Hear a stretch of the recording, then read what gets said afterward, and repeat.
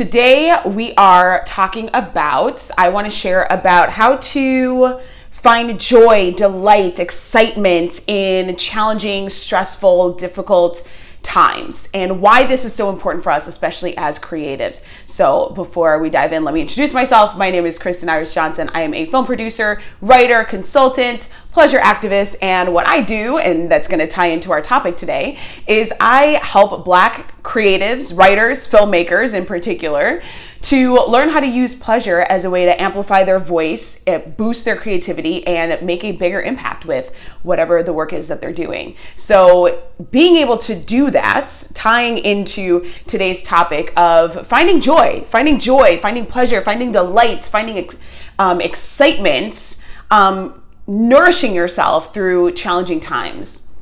Now, challenge can mean different things. Challenge doesn't necessarily have to be bad. It could be you're really busy. It could be stress. It could be that you're being challenged in the work that you're doing, like you're going to the next level. All of those things, right? So challenge does not have to necessarily mean something negative, but it can mean something that gives up like a feeling of negativity or stress or things like that. But really it's busyness. You know, like you are very active and being challenged in new ways. Now, the reason I bring this up is because right now I know that I'm about to go into a very busy season of film production. I've been in a busy season of development, but it's going to be even busier now of film production, of pre-production for multiple projects, of developing multiple projects that I am in the middle of as well. And in all of that, for the sake of my health as a person who lives with disabilities, I have to really make sure that I am taking care of my health and that I'm nourishing myself. Because if I don't, then my work, my film production work, my creative writing, my work starts to suffer.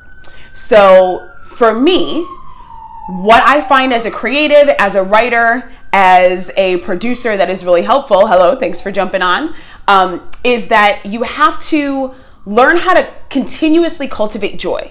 Like joy and pleasure are not rewards.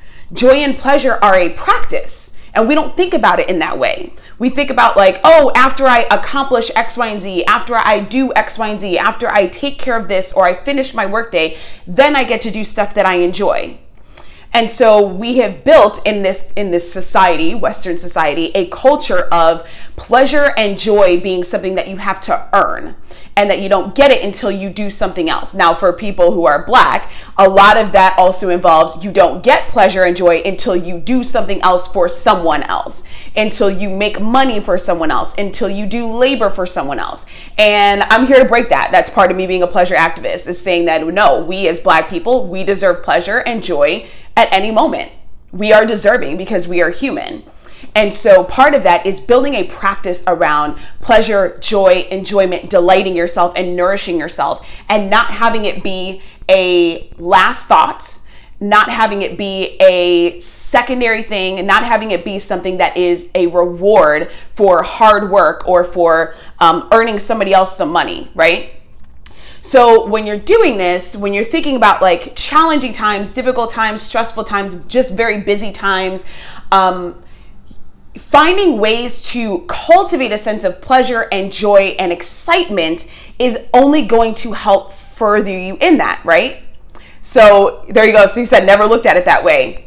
Here's the thing. So when you are in challenging, stressful times, the challenge, the stress, the busyness, the doubts, the like insecurities, the like, oh my gosh, I'm trying to get all of this done, that can feel really overwhelming. So when you build a practice around pleasure and joy and doing things that nourish you outside of those times, it's much easier to bring them into those times. So for me right now, I am like a workout beast, okay? Like I am doing like 2-a-day workouts. I am doing recovery work to help my body move in optimal functionality. I'm also eating differently, which is to support my health and my health condition. So like I said, I have a couple of disabilities that I live with. And so all of that is to manage it, but it's also because that feels good for me, because that's part of my joy is like, ooh, this food is really healthy and it tastes really good. And playing with food. It's, oh man, I'm really challenging myself in my kickboxing practice or in this weight training workout. Like that is part of like a pleasure and a joy for me. That's part of exploring and delighting and exciting myself. It's part of challenging myself also, and just like letting myself explore different things. But that's part of my pleasure and my joy. And now I am building this like intense workout habit that I have, that when things get really busy or challenging, that's something that I get to come back to.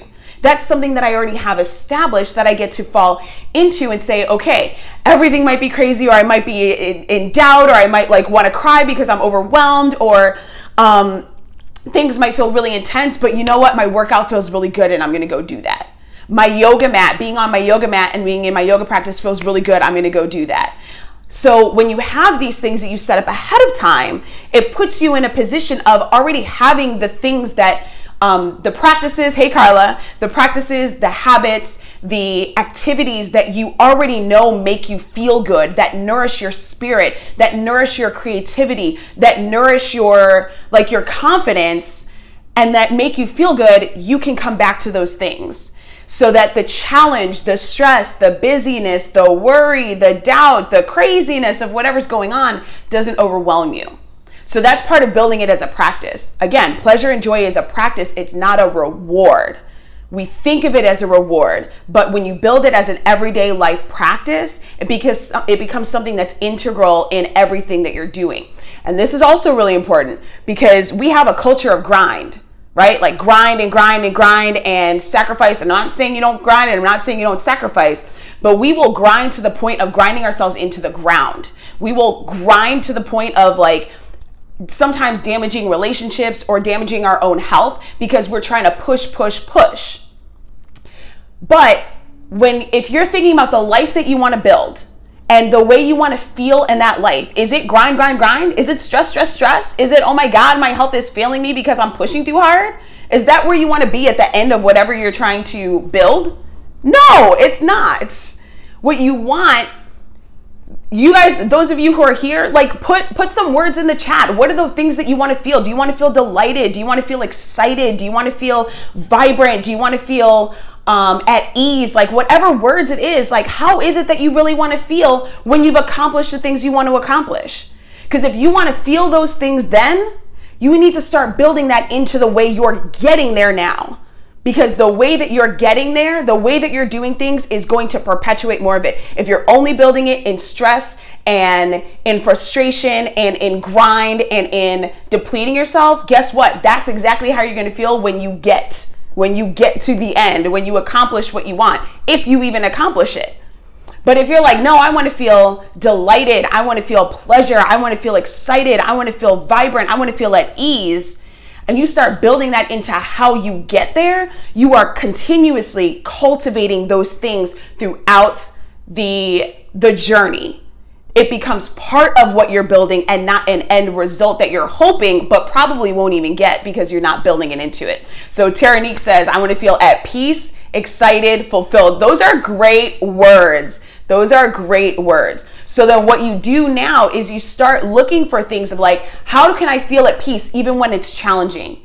How can I feel excited even when it's challenging? Maybe you can take the challenge and be like, okay, this can excite me in a way because this is new, this is different. This is something that's gonna push me to a new level. You know, how can I feel fulfilled in this moment?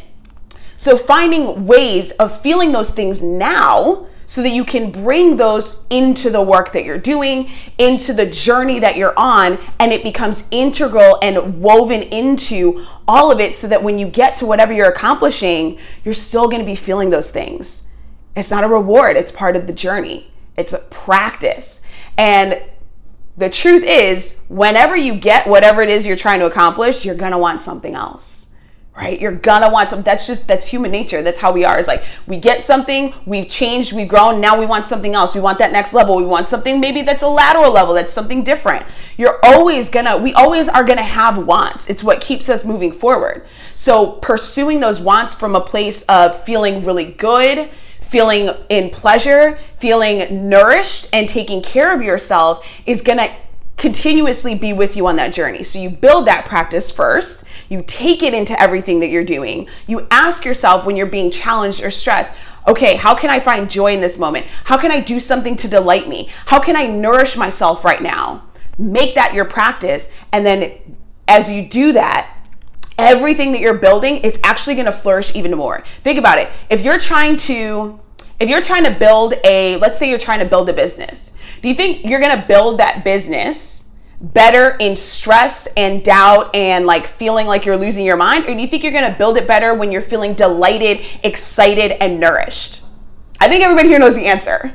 You're going to build it better. Everything that you build, everything that you are working towards, you're going to do better when you're doing it from a place of feeling good than doing it from a place of feeling crappy, tired, exhausted, depleted, or in doubt.